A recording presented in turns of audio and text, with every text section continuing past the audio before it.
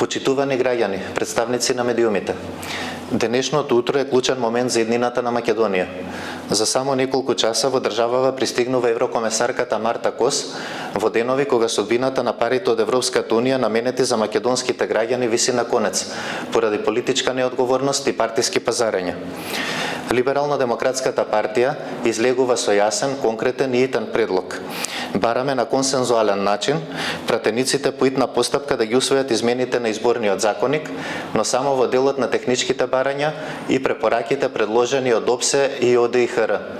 Не смееме да дозволиме ниту едно евро предвидено за Македонија да биде блокирано поради внатрешни политички калкулации. ЛДП инсистира ниту едно евро од македонските граѓани да не биде доведено во прашање поради политичката неспособност за изнаоѓање компромис.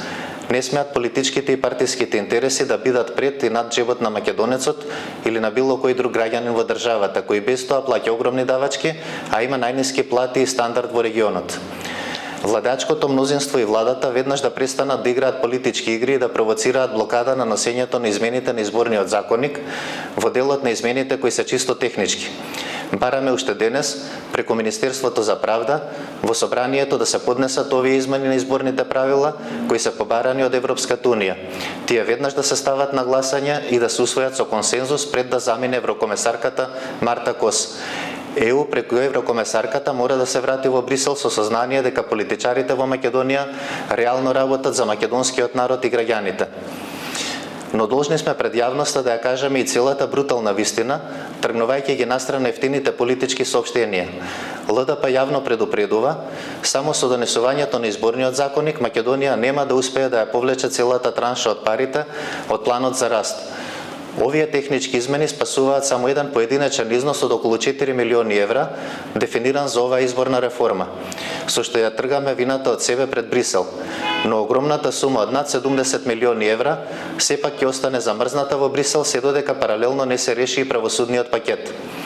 Европската комисија функционира по строг принцип на условеност во клучниот кластер, темели, fundamentals.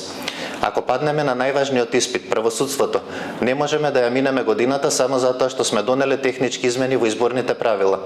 Затоа бараме итни гаранции од нашата влада дека ќе се однесува максимално одговорно и за другите клучни реформи, вклучително и 4 закони за правосудството кои бараат двотретинско мнозинство, за да не се изгуби ниту еден единствен цент од парите предвидени од реформската агенда.